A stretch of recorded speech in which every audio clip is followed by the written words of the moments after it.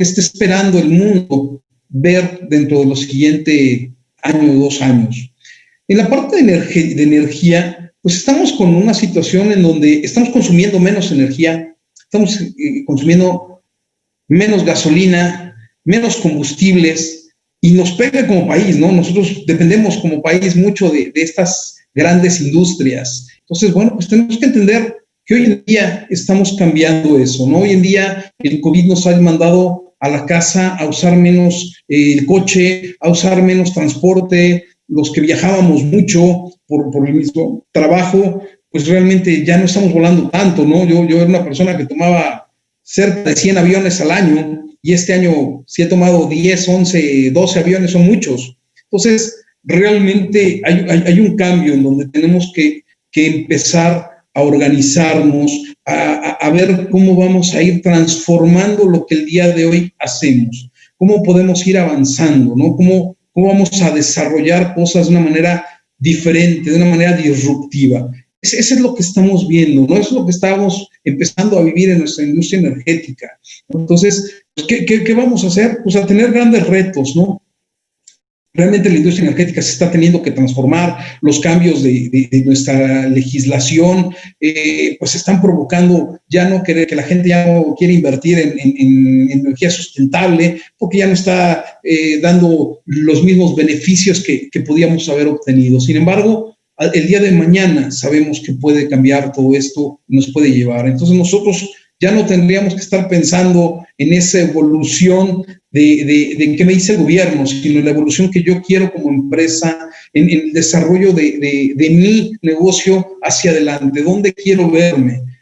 Tengo algunos clientes que han metido paneles solares para el manejo de toda su empresa, y la verdad les ha generado ahorros, ha habido mejora en su ahorro, en su suministro, no dependen 100% de la compañía de luz, ¿no? Entonces, ese tipo de cosas son las que tendríamos que estar enfocándonos, ¿no? Hoy por hoy hay cambios importantes en esta industria, seguramente seguiremos con las volatilidades en el petróleo por tantos cambios que podamos seguir viendo, ¿no? Siguiente lámina, por favor. En cuanto a la industria de la construcción, hay dos polos bien importantes que se están observando, ¿no? En cuanto a la parte pública, la obra civil ha bajado mucho, los cambios en cuanto a Infonavit han bajado, ya las constructoras no están teniendo esos grandes proyectos de miles de casas. Entonces, esa parte está cayendo, la construcción va bajando, se va haciendo cada vez menor en la parte de gobierno, ¿no? Las nuevas políticas del gobierno han empezado a cambiar a ciertas empresas, a las grandes constructoras, las grandes inmobiliarias, a cambiar hacia un tipo de vivienda de interés medio, de plusvalías mayores, en donde ahí empezamos a ver, aunque uno no lo crea, tengo clientes con grandes crecimientos, ¿no? Tengo clientes que del 2019 a 2020 crecieron 30%, otros creció 40%, en años de crisis. Entonces, ¿qué hicieron diferente o qué están haciendo diferente? Precisamente están tomando decisiones, están hablando su información en un consejo, ya no se está centrando en un solo hombre, que puede ser un hombre altamente capacitado y con muchos conocimientos porque ha logrado hacer su negocio, ese emprendedor. Sin embargo, se están dejando ayudar, se están dejando asesorar con gente que tenemos más conocimientos en unos u otros rubros, y eso nos está llevando a poder tomar buenas decisiones, aunados en estos gobiernos corporativos, en esta institucionalización, en donde no solo estamos vendiendo casas más caras, sino que estamos haciéndolas de una manera más eficiente, más económica. Por consiguiente, nuestros márgenes son menores. Entonces, ¿qué quiere decir en esta parte de la construcción? Que a pesar de que hay una dificultad importante en nuestro país, la gente sigue queriendo buscar en dónde voy a invertir mi dinero, quizá por el miedo a una devaluación y decir, bueno, la tierra siempre va a mantenerse revaluándose, las propiedades se revalúan si compro bien, en lugar de tener mi dinero guardado en el banco. Entonces, es un momento de hacer cosas. Esa sería la lectura que yo les podría dar en la parte de la construcción. Es momento de seguir abriendo, de seguir creciendo. donde estamos hablando seguramente el maestro Moreno lo dirá, en donde estamos teniendo una dependencia mayor de las empresas privadas. No es que antes no, hoy es mayor, hoy el país depende de esta iniciativa privada, de todos ustedes que sigan creciendo, ¿no? Entonces, pues vamos, como les decía, a hacer cosas diferentes, vamos a tratar de crecer, vamos a ver hacia adelante. La siguiente lámina, por favor. En la parte de lo que son las expectativas del sector retail, pues también estamos con grandes cambios, ¿no? ¿Cuántos de nosotros no hemos ido al súper hoy en día y te encuentras súperes vacíos, ¿no? Que toda la parte que antes había de ropa, no hay nada, ¿no? Está vacía la tienda, hubo remates, hubo descuentos, ofertas, por todos lados. Y empezamos a decir, ya no quiero ir al súper, y empezamos con las grandes disruptivas para muchos de nosotros, ¿no? A tener que comprar en línea, a buscar todas estas aplicaciones de compra. Empezamos a evolucionar. El retail empieza a evolucionar de esa misma manera. No es nuevo, sin embargo, este último año ha crecido de una manera importantísima la parte de venta por Internet, al grado que, bueno, les causó tanto ruido en el 2020, que hoy ya tiene un impuesto que no estaba teniendo la parte de las compras y las ventas por línea, ¿no? Entonces, bueno, esta parte habrá que explorarla a los que no la tienen, habrá que empezar a hacer esas pruebas, habrá que ver esos mecanismos de hacia dónde vamos y qué vamos a ir haciendo para avanzar. Hoy en día en el retail, la atención al cliente, por cualquiera de los canales que estemos manejando, digital, presencial, nos sigue dando esa fuerza. La gente está comprando en los lugares donde se siente bien atendida, en donde encuentra una app amigable para poder comprar, en donde le dan la razón, porque estamos hoy con un temor, mucha gente decir, ¿y cómo voy a pagar? ¿Y cómo voy a soltar mis cambios? ¿Y cómo voy a soltar mi cuenta en el teléfono? Toda esa parte nos está haciendo evolucionar a una generación como la nuestra, la mía, para no entrar en detalles porque veo jóvenes dentro de la conversación. Entonces, de nuestra generación en donde, nos decían que nuestros números privados eran privados si no los dieras, ¿no? Entonces, estamos evolucionando. Tenemos que entender que esto nos va a llevar a diferentes tipos de pago. Ya hay muchos, ¿no? Está el CODI, el QR, pagar por tarjetas electrónicas. Bueno, todo esto nos está llevando a evolucionar. El retail está evolucionando hacia allá. Ya cada vez más tiendas te hacen hasta el súper, ¿no? Ya inclusive por aplicación lo puedes pedir por Rappi, por Uber, si no me equivoco, ya todo ese tipo de cambios. Entonces, es un momento de empezar a analizar las posibilidades de las industrias que se pueda, ¿por qué no? Empezar a usar estos medios electrónicos al igual que el retail, ¿no? Entonces, vamos a seguir con esa expectativa, vamos a seguir con ese crecimiento y creo que podemos lograr cosas importantes mientras hagamos la toma de decisiones adecuadas, planeaciones estratégicas adecuadas para ver este crecimiento. Siguiente lámina, por favor. Exactamente. Bueno, dentro de la parte fiscal, no se recuerden, en el mes de octubre se autorizaron algunas de las políticas generales del plan fiscal, donde uno de los puntos más importantes para no ahondar en algo que probablemente nos va a hablar Noé, es que realmente la parte de impuestos federales no nos va a ayudar a la industria privada. No va a haber estímulos más allá de los existentes en la industria privada. Tenemos que entender que vamos a seguir pagando los impuestos, que vamos a seguir pagando en algunos casos más por algunos que traíamos algunas estrategias a base de outsourcing y buscaremos nuestros mecanismos seguramente en las diferentes áreas para poder lograr ahorros, ¿no? Sin embargo, hoy no hay ese apoyo en la parte gubernamental, por consiguiente tenemos que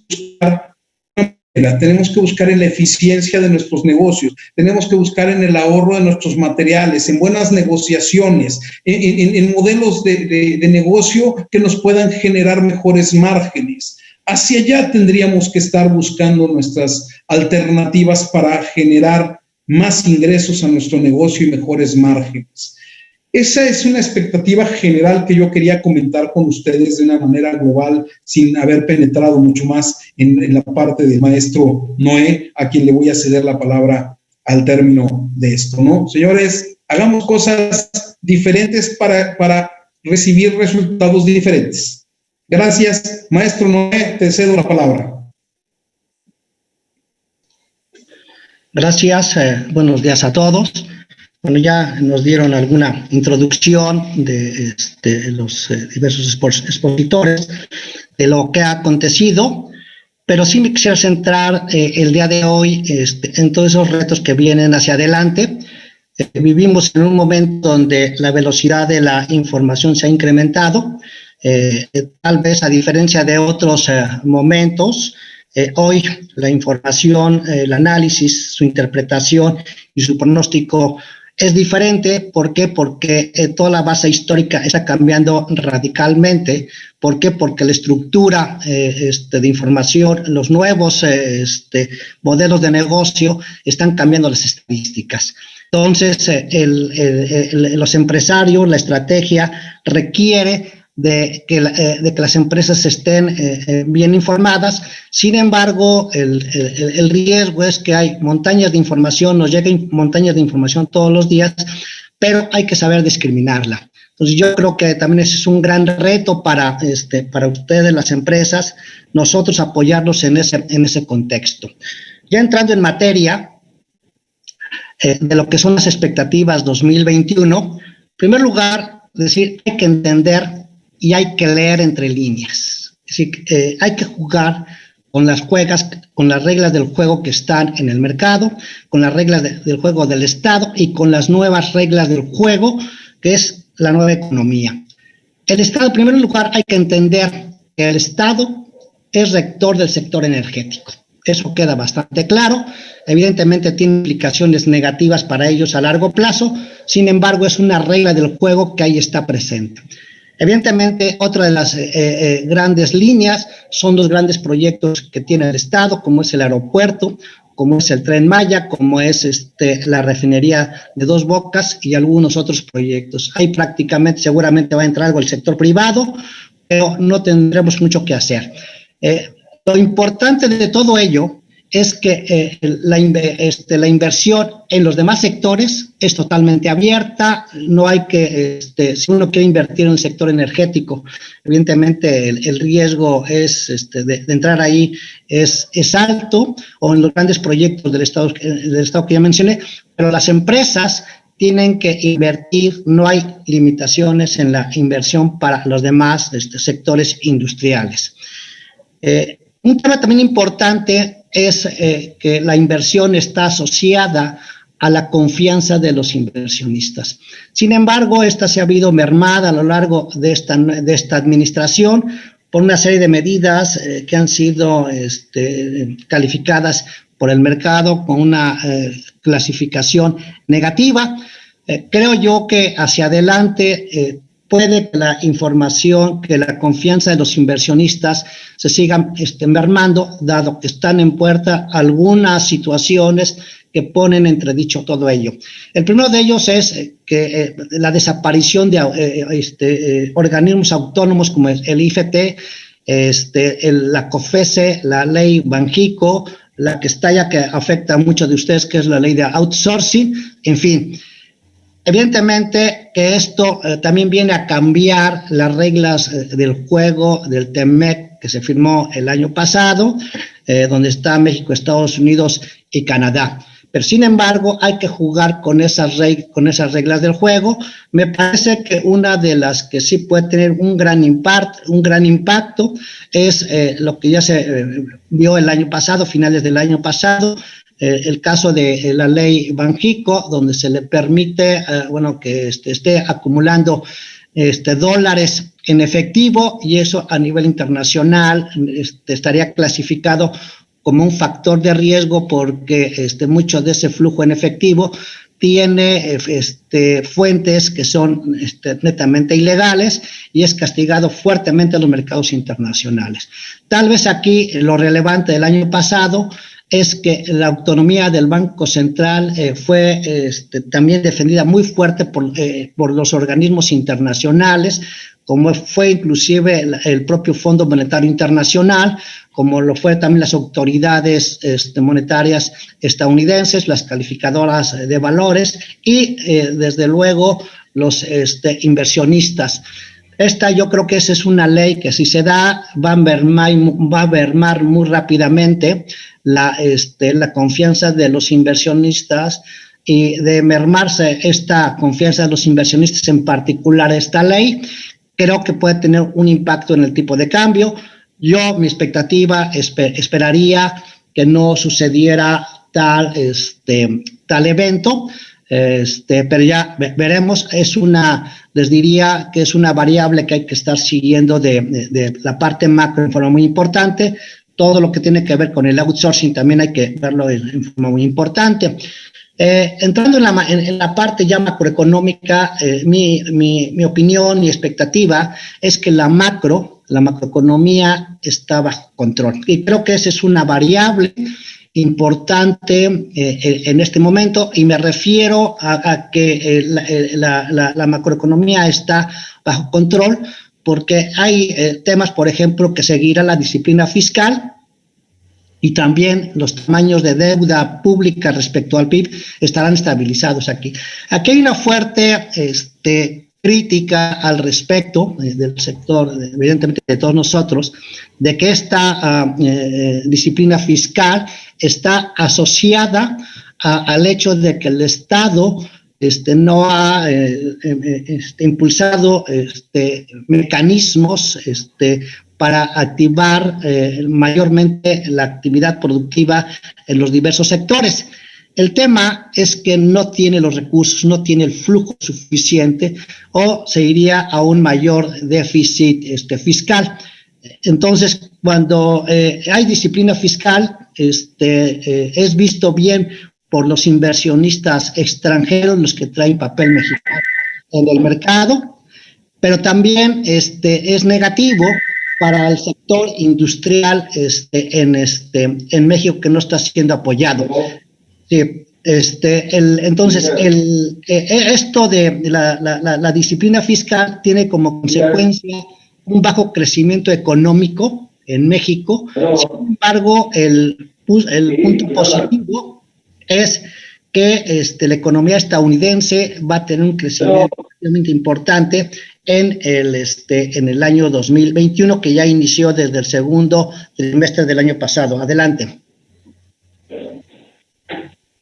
Deuda pública aceptable, es decir, de hecho se incrementó de un término del PIB de un 46% a un 58% que va a terminar en el 2020, pero se debe a factores totalmente externos.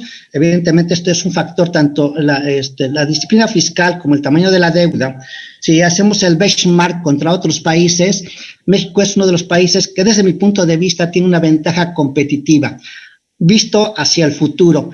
Tiene espacio fiscal hacia adelante para tener un mayor déficit fiscal y poder impulsar al PIB, por ejemplo, 2022-2023.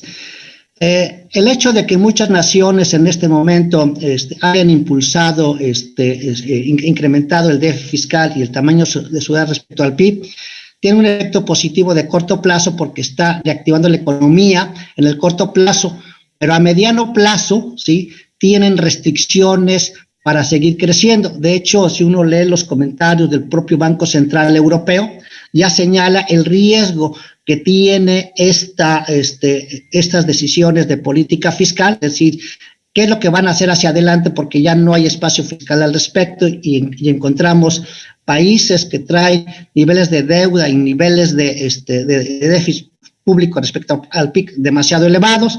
No quiero tratar mucho, pero voy a nada más en el caso de Estados Unidos, para darnos una idea. En el caso de Estados Unidos, en 2019 tenía una deuda respecto al PIB del 105, y 2020 lo terminó del 105% del PIB, y lo terminó en el 135% del PIB. Tenía una deuda de total de unos 22 billones de dólares, un poco arriba del PIB nominal. Hoy está en 135 billones. El déficit fiscal estaba alrededor del 4% y está terminando 2021 en el 15%, para darnos una sola idea.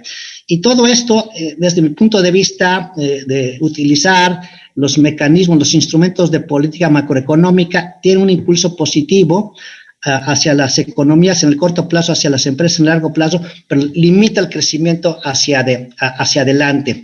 En el caso de estas expectativas, nosotros pensamos que la tasa de inflación va a estar relativamente controlada, probablemente está actualmente alrededor del 3.15%, vamos a ver un primer trimestre que se va a ir hacia niveles de 3.70 y puede terminar el fin del año hacia 3.50, 3.40. Y lo que se refiere a la tasa de interés, la que de referencia monetaria, el día de hoy está en el 4.25%. Yo creo que Banco de México tiene espacio para seguirla bajando de 4.25 a 3.75 con una baja en el mes de mayo y otra baja de 25 puntos también en el mes de agosto. Creo que se va a mantener el grado de inversión sin cambio, esa es una noticia positiva, cuando menos en el 2021.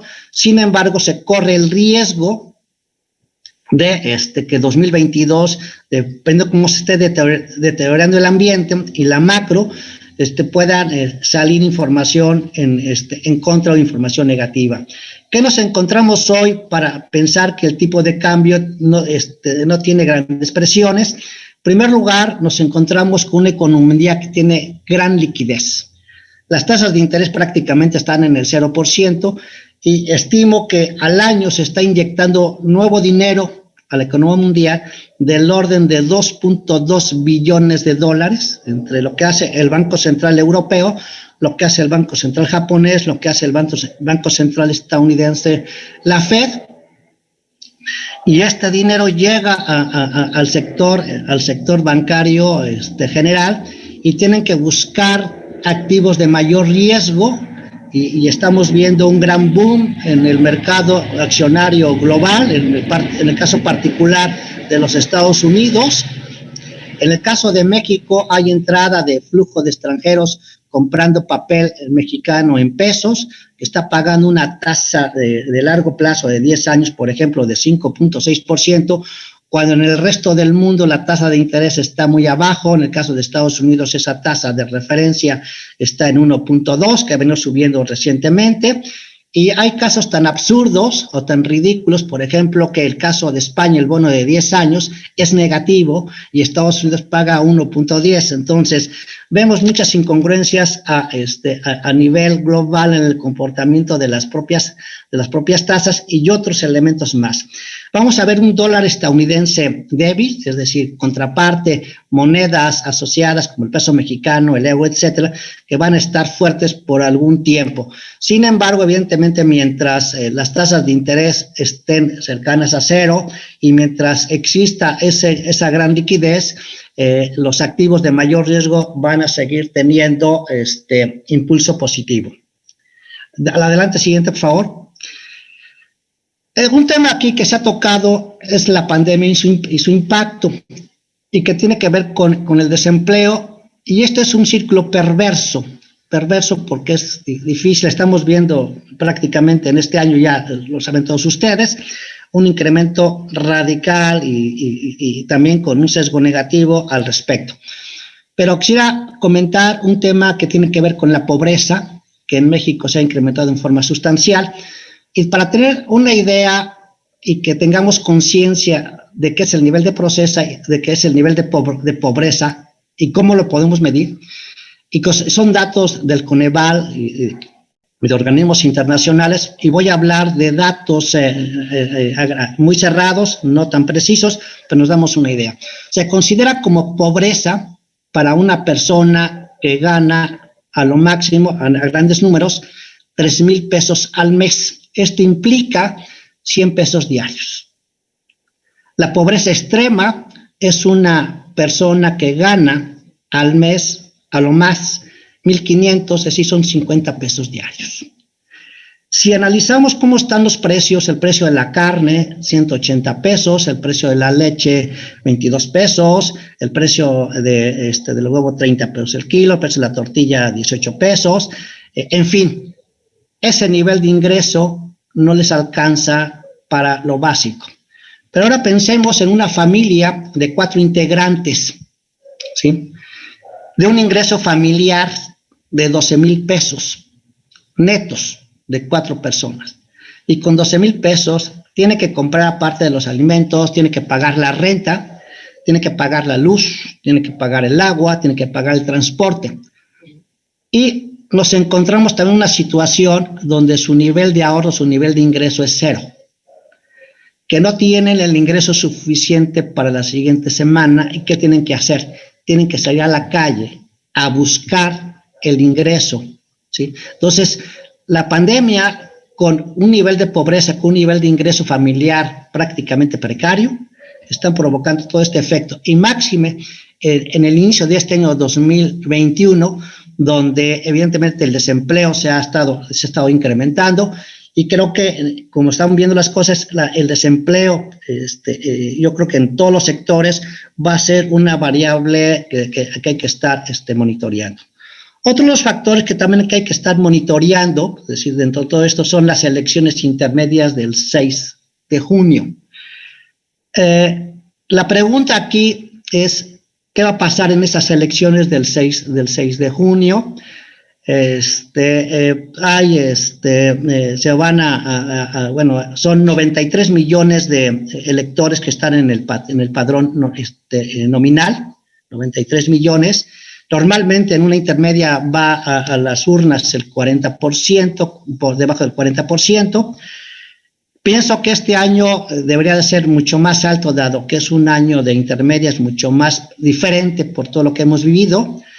Y desde mi punto de vista, el riesgo de que el partido actual pierda el control de la Cámara de Diputados se está incrementando por una serie de factores que estamos visualizando día con día. Es decir, hay que recordar temas que se están viviendo en la Ciudad de México con el transporte, temas, por ejemplo, como asociados a los niveles de inseguridad a nivel nacional, temas asociados, por ejemplo, como las inundaciones de Tabasco. Entonces, hay mucha inquietud de los electores al respecto, pero también podría influir en todo esto las alianzas que tienen los partidos de oposición ahora, que van a estar precisamente buscando aquellos votos.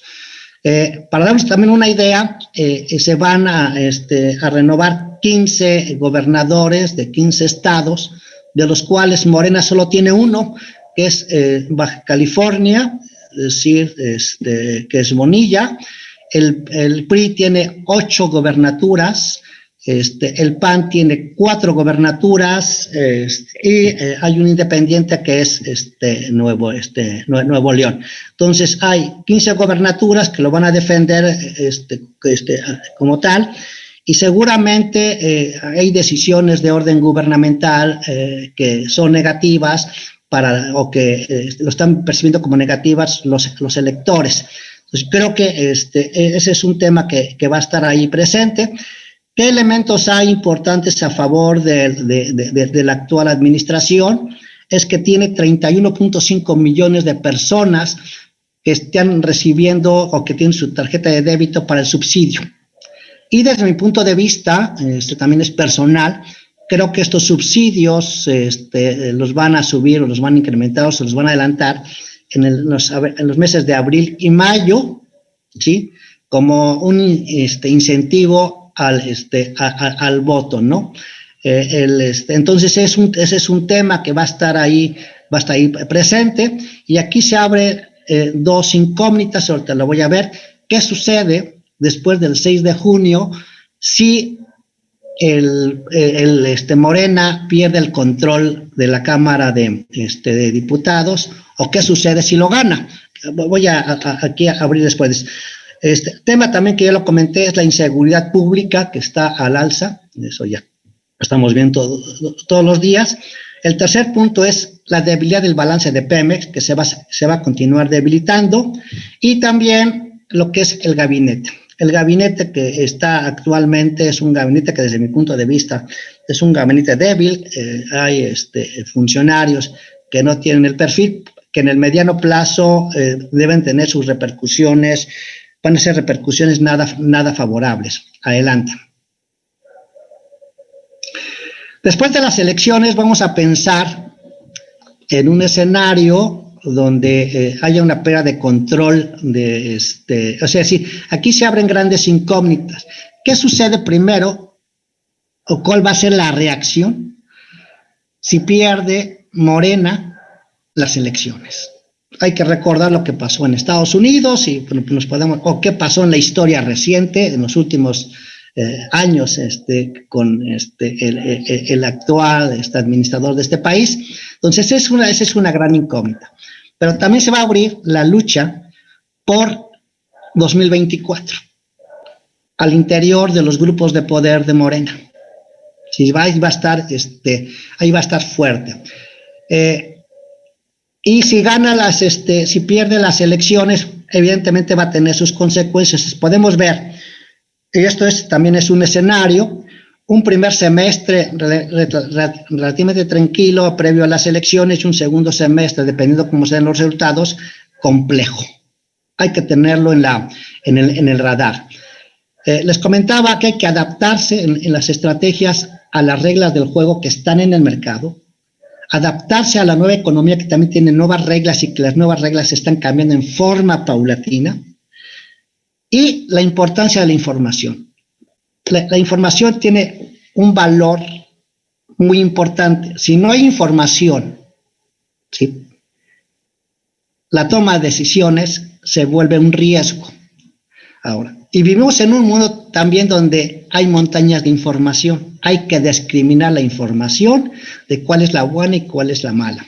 Entonces, yo hago una definición rápidamente de que hay información valor 0, que no me sirve para nada, y hay información valor 1, que sirve para mi toma de decisiones. Sin embargo, el hecho de que yo tenga una información 0 no implica que todo el mundo tenga esa información 0, porque puede ser valor 1.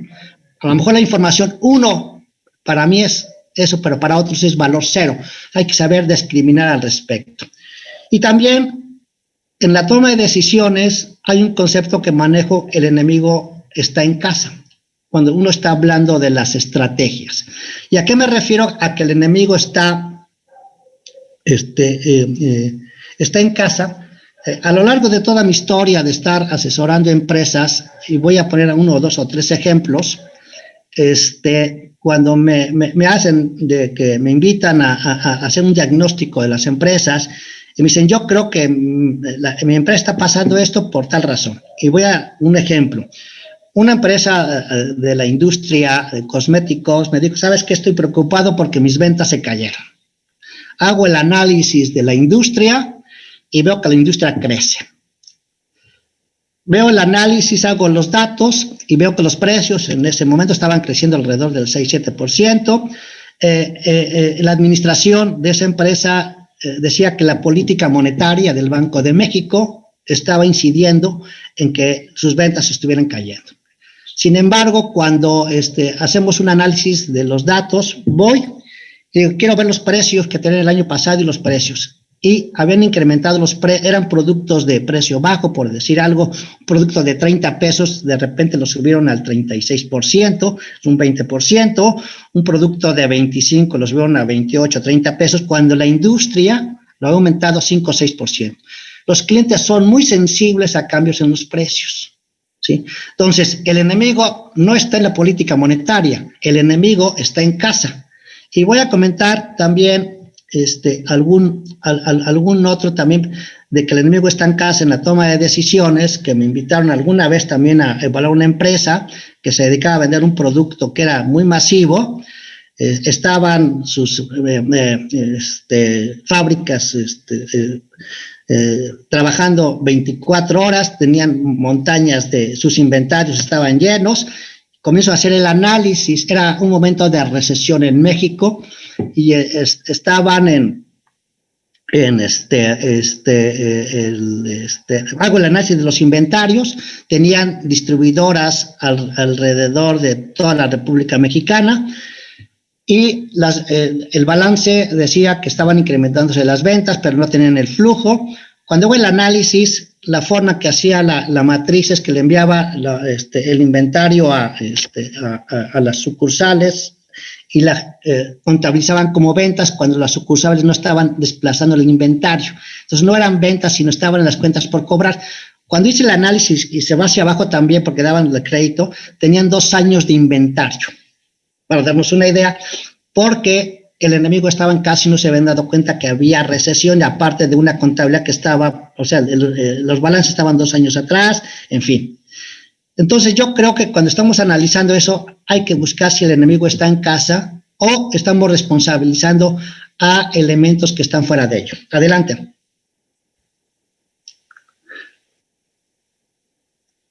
La siguiente, por favor. Aquí rápidamente voy a presentar nada más los datos de cómo estamos viendo la economía, que ya tienen ustedes muchos de esos. Espero una economía, evidentemente, entre el 8 y el 9%, un crecimiento el año 2021 de 3.49, para el 2022 2.60, una inflación alrededor del 3.3, 4%, 3.8% en los siguientes 2 años, mercado laboral bastante pobre en la generación, se necesitan al año 2 millones de empleos para darnos una idea, y se generan todo lo que se perdió en este año, más todo lo que se tiene rezagado. Entonces vamos a tener un problema de desempleo hacia adelante, remesas que tal vez estén creciendo a un buen nivel, y la tasa de fondeo de Banxico 3.75%, serían algunos de los siguientes datos. En la siguiente, son los gráficos de cómo estoy viendo hacia el 2025, crecimientos realmente pobres del 2.3, 2.1%. La inversión total, que representa, la inversión total es un motor de crecimiento en México. Llegó en su mejor momento a representar casi el 23% del PIB. Hoy va a terminar este año alrededor del 18-19%, porque no hay los incentivos al respecto. Entonces, una inversión del sector privado que va a ser bastante pobre y que no es impulsor de la economía mientras no haya confianza al respecto. Adelante. Finanzas públicas en orden, es un punto favorable para los inversionistas extranjeros, pero no para la economía interna. Deuda pública, seguramente bruta, que es alrededor de 65-66%, pero este incremento que se ve de 2019 a 2020 obedece a factores totalmente externos. Sin embargo, muchos países que tienen una deuda superior al 100-120%. Si hacemos el benchmark de la deuda pública y de finanzas públicas de México respecto a otras naciones, diría que México tiene una posición relativamente privilegiada y que tiene espacio para crecer por ahí. Que de hecho ya el propio Fondo Monetario Internacional, el Banco Mundial, los organismos internacionales, las propias calificadoras han invitado al gobierno mexicano a ampliar estas variables macroeconómicas. Adelante. Aquí presento una proyección de largo plazo al 2025 para las principales variables, y tal vez una de las grandes conclusiones es que el sexenio va a tener una característica que va a crecer prácticamente al 0%, va a ser el sexenio perdido. Adelante.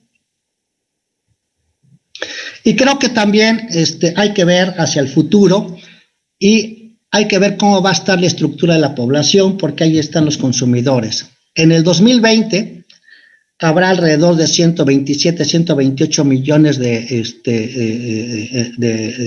personas, de mexicanos, y hacia el 2030 se estima que habrá 140 millones de habitantes. Es decir, en los próximos 10 años la población se va a incrementar en 12 millones, son 140 millones de mexicanos que requieren algún servicio, algún producto, tal vez con alguna característica de que los niveles de pobreza, los niveles de ingreso no van a ser altos. Con esto aquí finalizo, aunque tengo algo más presentación que son las tendencias, se los dejaré a ustedes y ya mejor le dedico el tiempo para la sesión de preguntas y respuestas.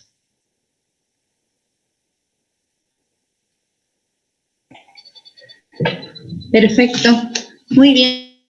Entonces, muy bien, Noé, muchas gracias. Vamos a pasar entonces a la parte de sesión de preguntas y respuestas. Aquí todavía en la parte del chat, que lo he estado revisando, todavía no nos han puesto ninguna pregunta. Alguien que nos quiera comentar algo, que nos lo escriba por esta vía, por favor.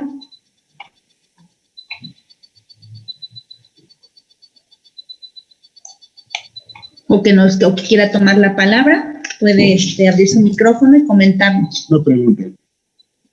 Jorge, gracias. ¿Cuál es la tendencia en cuanto a la integración que se está dando en los seguros, en virtud de que hoy día tenemos una gran cantidad de reclamos en la parte de vida y salud? ¿Cuál es la tendencia que ustedes observan hacia adelante con relación a este punto? Sí, perdón, si se puede pegar al micrófono que no se escucha. Jorge, se pierde un poquito la pregunta que estás haciendo, no te escuchamos muy bien. Ok. Derivado de los cambios que se están observando, ¿cuál es la tendencia que se puede observar o que se puede analizar con estos datos en relación a los seguros, tanto de vida y salud, en comparación con todos los otros ramos de seguros? ¿Y cuáles serían los grandes riesgos que pudiera estar sufriendo la industria del sector asegurador? Bueno, yo creo que, uno de los riesgos inherentes, yo creo que a la industria de seguros, como muchas industrias, es el nivel de ingreso. El nivel de ingreso de las familias, el nivel de ventas de las empresas. Si me hablas de seguros de vida, el seguro de vida, y evidentemente que está asociado en un incremento en los niveles de deterioro de la salud de la población, deberíamos de ver un incremento en el tamaño del mercado de seguros. Sin embargo, en contraparte, en la otra parte del balance, las familias no tienen el flujo suficiente. Si hablamos, por ejemplo, de que se está incrementando los niveles de pobreza, pues yo creo que estos tipos de seguros habría que clasificarlos por niveles de ingreso familiar, y yo creo que las familias de mayores ingresos son los que van a tener que demandar más este tipo de seguros. Dos, evidentemente que en el tema de los de automóviles, estamos viendo niveles de inseguridad bastante altos, los niveles de robo de coches. Pensaría que ahí se debe de estabilizar o de estar creciendo. Sin embargo, por ejemplo, en los seguros empresariales que tienen que ver con las oficinas, donde prácticamente vemos ya muchas oficinas, va a bajar. Y la otra parte está en el sector industrial, ¿sí? Que ellos me supongo que sí van a estar utilizando estos seguros. Hay una industria que yo creo que está en los desastres naturales. No lo hablamos aquí, pero el hecho de que estemos en la pandemia, que es un cambio al modelo económico bastante radical, y que vienen más riesgos de este tipo, creo que hay uno que está latente, que son los cambios climáticos. Los cambios climáticos, o sea, lo que cuando uno está leyendo a largo plazo, vienen cambios de temperatura, vienen incendios. Creo que ahí hay, esos son seguros gubernamentales, o para los que están ubicados en las costas, etcétera, pero que está asociado a su vez al nivel de ingreso. Creo que ahí hay una oportunidad de negocio. O sea, obviamente se habla de terremotos. O sea, cuando uno lee estos diagnósticos para los próximos 20, 25 años, pues dice, bueno, pero hay que saber la información hacia dónde va, cuándo se van a dar, no sé. Recuerdo en el pasado cuando veía las megatendencias y se hablaba de problemas sanitarios como decían los próximos 20, 25 años, y llegó antes, ¿no? Yo creo que hay que tenerlo latente. En el corto plazo diría que podría ser negativo porque no hay el flujo suficiente por parte de las familias para estar ahí, y además en el mercado laboral se están incorporando muchos competidores, muchos promotores, promoviendo los seguros de todo tipo. Muy amable, gracias.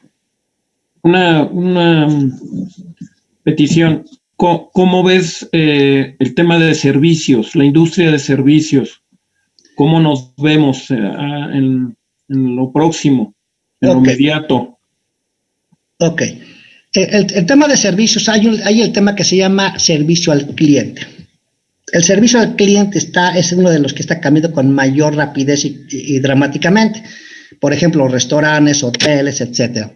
Yo creo que hay que adaptarse a eso. En el tema de servicios hay que definir exactamente cuál es, o sea, no hay una regla que me diga, ¿sabes qué? El sector servicios, para darnos una idea, dentro del PIB, en México representa el 67%, 65% del PIB, y hay una cantidad de subsectores de este sector servicio. Habría que definir exactamente en qué subsector del sector servicios te encuentras para hacer el análisis de ahí. A nivel general no lo podemos establecer porque cada sector va a tener un comportamiento diferente dependiendo cuál sea. En primer lugar, si hay un cambio en el modelo de negocio que tenías. Dos, si hay un cambio es servicio al cliente. Sí, hay que analizar cuando hablo de la información, hay que analizar ese tipo de información. ¿Cómo estamos? ¿En qué sector me encuentro? ¿Cómo está mi empresa? ¿Sí? En ese sector. ¿Cómo están mis competidores en ese sector? Porque decir, bueno, representa el sector, no puedo hablar de que el sector servicios es el sector más grande que contribuye al PIB con el 65% a grandes números. Entonces, dime, ¿en qué sector te encuentras? Pero hay mucha información. También lo que quiero comentar es que para hacer el análisis, el INEGI cuenta con una información verdaderamente rica. Hay que explorar y que nos ayuda a entender bien nuestro negocio y que nos puede ayudar. Sin información, ¿sí? Si no entendemos nuestro sector, si no entendemos nuestra industria y si no entendemos nuestra empresa y además no tenemos información, es complicado. Pero si me dice en qué sector, había que analizarlo en forma particular y en forma profunda. En el caso, por ejemplo, me hablas del sector de exportación.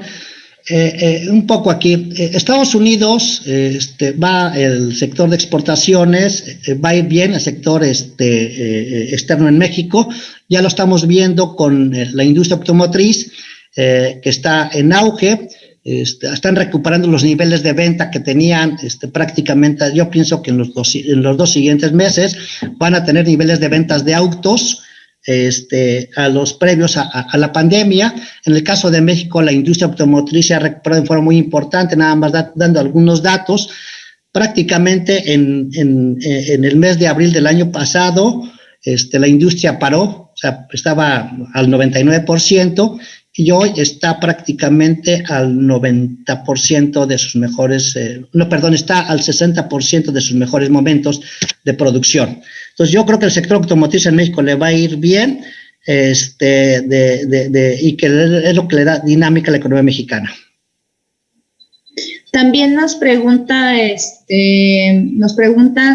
maestro Noé, ¿qué opina sobre las inversiones en las criptomonedas? Y para ser específico, ¿existen aplicaciones para poder invertir en este tipo de activos? Sí, bueno, aquí, de hecho, es una pregunta que me han hecho durante mucho tiempo, la inversión en los activos de alto riesgo. Y bueno, en esta época de pandemia, ese tipo de activos ha llegado a tocar máximos. Sin embargo, no soy partidario de hacer recomendaciones y menos de ese tipo de instrumentos que no tengo la información suficiente. Es decir, es una industria, un mercado donde está caracterizado por grandes tiburones, que son los ganadores, y evidentemente todos los días recibimos por internet, ¿sí?, cantidad de información para invertir ahí. Normalmente suben el precio, de repente, nada más como un ejercicio mental, está observando cuando suben el precio con bajo volumen, el precio están ahí, y cuando baja el precio, el volumen se incrementa. Eso es, los grandes jugadores están jugando con eso, y va a haber un momento donde haya un ajuste muy importante. Hemos visto estos ajustes muy importantes a lo largo de los últimos tiempos. Vivimos un boom igual que en los bursátiles a nivel global, ¿no? Entonces diría, no soy partidario y no daría una recomendación al respecto. Para mí es un nivel de riesgo alto. Perfecto, muchas gracias. También nos comentan, ¿qué riesgos? Sí. Se me fue para abajo la pregunta, un segundo. Está preguntando con los fideicomisos, ¿no? Ajá, correcto.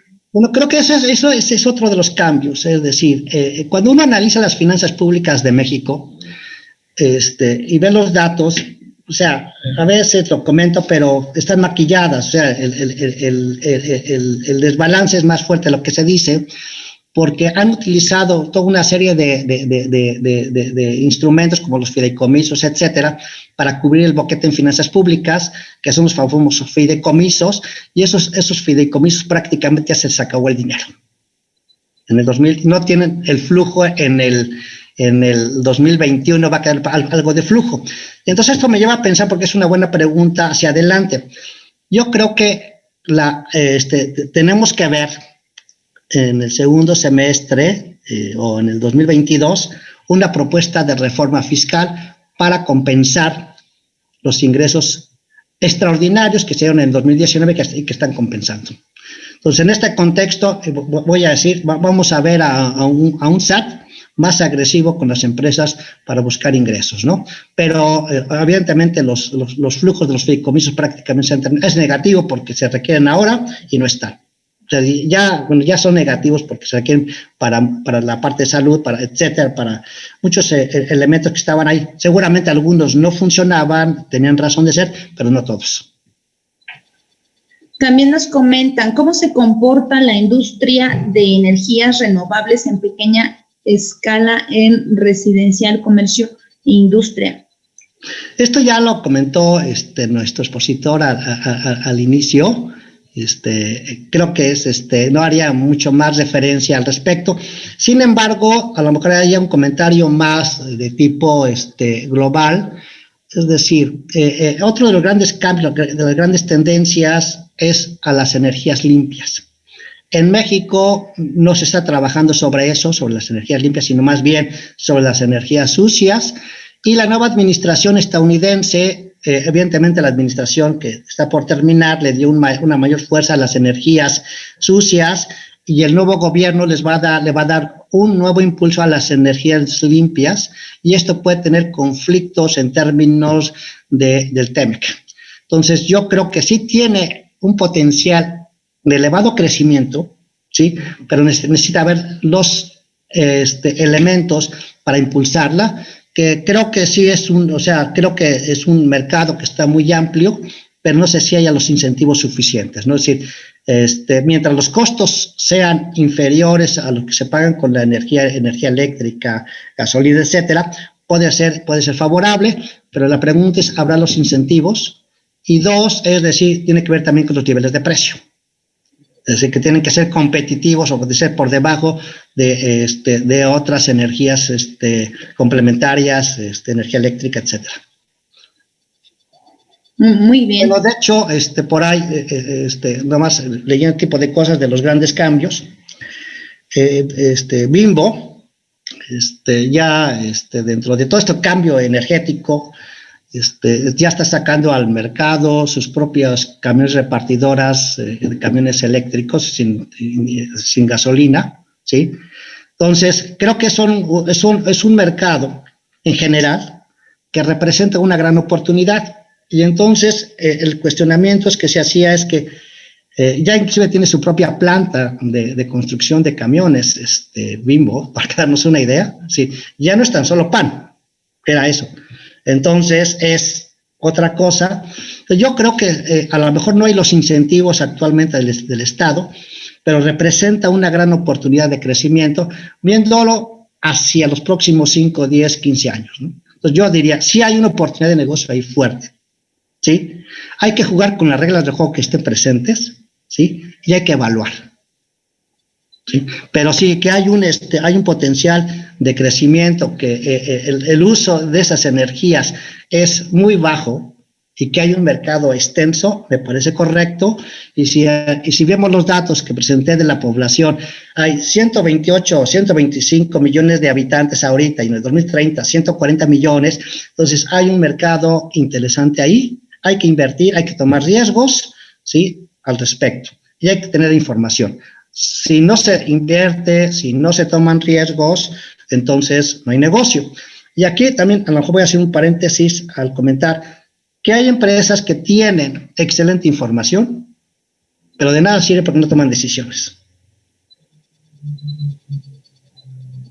Ok, muchas gracias. También otra consulta Nos pregunta Silvia Barajas, para las pymes, ¿en qué podemos enfocarnos para mantener y o crecer? Y vuelvo exactamente al mismo tema. Se ha vuelto un análisis personalizado, un análisis de la industria, ¿sí? Es decir, evidentemente primero hay que comenzar, es decir, hay que visualizar en qué industria, en qué sector estoy, en qué industria estoy, qué es lo que hago, ¿sí? Cómo está la estructura de mis costos, porque las pymes son enormes, ¿no? Es lo que contribuye, están en todos lados y están en todos los sectores. Entonces, hacer preguntas o estar así, primero hay que conocer cómo está mi empresa, es la misma pregunta que me hicieron hace un rato, cómo está mi sector, cómo está, qué es lo que estoy comercializando, cuáles son mis competidores, y voy a volver a regresar a decir, hay que analizar estas empresas micros y hay que meterse al INEGI, que hay cantidad de información que es gratis, obviamente hay que procesarla y el procesamiento no es tan fácil, ¿no? Pero evidentemente, yo les puedo decir, hay que reducir costos, pero yo no tengo cómo reducir costos, hay que vender, pero aquí lo voy a vender. Entonces, sí, hay que meterse con mayor lupa y con mayor profundidad al respecto. Muy bien, muchas gracias, Noé. Nos dejaron aquí en el chat también un comentario, nada más que se fue yendo hacia arriba, en donde nos están, les están obsequiando a todos los participantes en esta sesión el libro digital más reciente del doctor Guillermo. Ahí está el link, todavía en el chat, todavía en la sesión que está abierta, nada más suban un poquito y ahí pueden encontrar el link para que lo puedan copiar antes de que vayamos a cerrar la sesión y lo tengan todos, el link que nos comparten a donde viene el libro, y también nos estarán enviando la presentación. Les vamos a dar también ahí un tiempito para que lo chequen. Y también nos pregunta Osman, ¿cómo se ve la seguridad electrónica? Ese es uno de los grandes cambios que estamos viviendo el día de hoy, son las nuevas tendencias, y las nuevas tendencias nos tienen que llevar a incrementar los niveles de seguridad electrónica.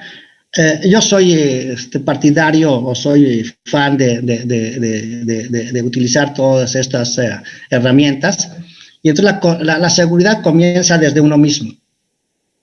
¿Sí? Es decir, si yo no tengo seguridad en mis operaciones electrónicas con los bancos, si estoy, por ejemplo, trabajo con la misma computadora, trabajo con sin estarlo compartiendo, estoy haciendo operaciones por celular, etcétera. Entonces, la seguridad comienza con uno mismo. Si somos inseguros, si estamos repartiendo, si perdemos datos, si entramos en información a todos. Yo creo que ese tema de la seguridad va a seguir avanzando. Sin embargo, los riesgos ahí de fraudes, etcétera, van a estar latentes, ¿no? Pero son de los temas que son de los nuevos cambios, de las nuevas tendencias que ya estamos ahí y que van a tender a mejorar. Gracias, Noé. Okay. ¿Tendremos alguna otra pregunta?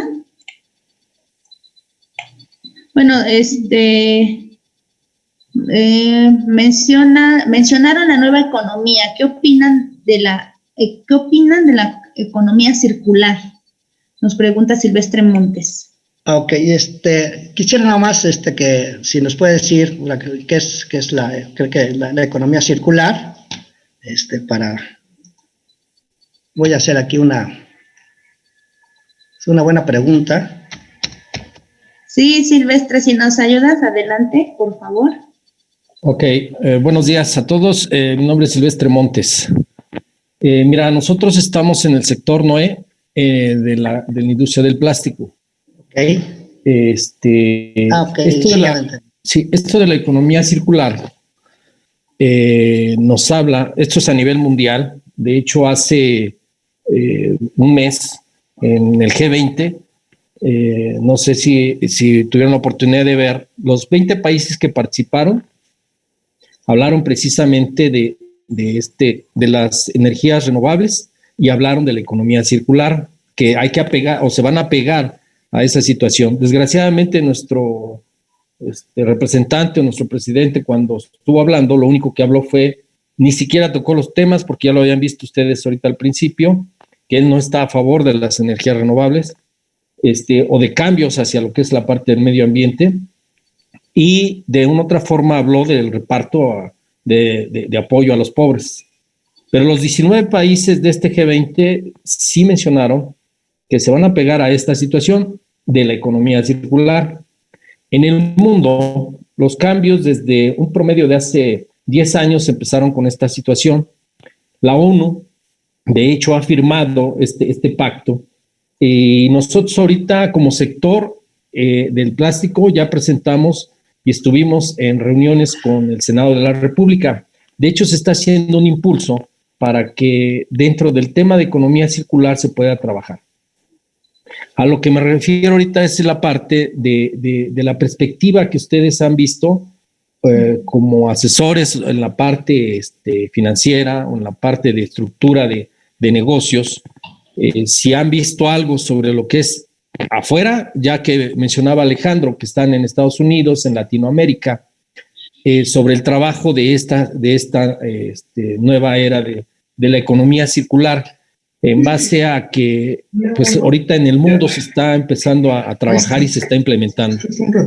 Ok, bueno, el tema es que tiene que ver con todas las energías renovables, que también ya se tocó al principio de ello, es la desaparición de productos que son contaminantes. Lo voy a analizar desde otro punto de vista, y me voy a referir a las nuevas tendencias en los mercados bursátiles globales, donde el mayor valor de las empresas están en las economías verdes, ¿sí? Los que no tienen que ver con la contaminación.